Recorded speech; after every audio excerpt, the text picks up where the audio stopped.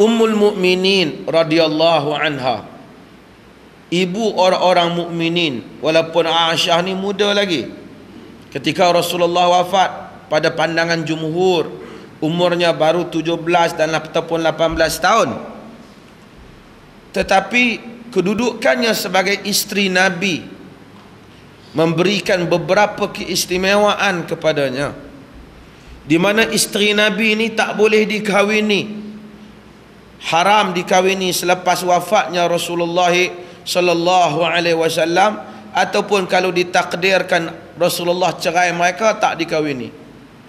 Rasulullah pernah cerai isteri dia. Dia pernah ceraikan Hafsah dengan talak satu, disebabkan mereka membantahnya. Satu pengajaran, sehingga Umar memukul anaknya Hafsah. Hafsah bintu Umar tu anak Sayyidina Umar bin Khattab radhiyallahu anhu. Hafsah bintu Umar, isteri Nabi. Sebab itu maka dakwaan setengah pihak yang mengatakan Umar ni begitu ganas, tanam anak perempuan dia masa kecil-kecil, kurang tepat. Kalau tidak, mana Hafsah binti Umar, anak Sayyidina Umar, yang menjadi isteri Nabi sallallahu alaihi wasallam. Aisyah radhiyallahu anha ialah anak Abu Bakar Siddiq radhiyallahu anhu. Sahabat-sahabat Nabi ni dalam masa yang sama empat mentua Nabi. Abu Bakar sahabat Nabi, dia juga empat mentua Nabi, kerana anak dia kahwin dengan Nabi sallallahu alaihi wasallam. Umar sahabat Nabi dalam masa yang sama, empat mentua Nabi, kerana anak dia kahwin dengan Nabi sallallahu alaihi wasallam.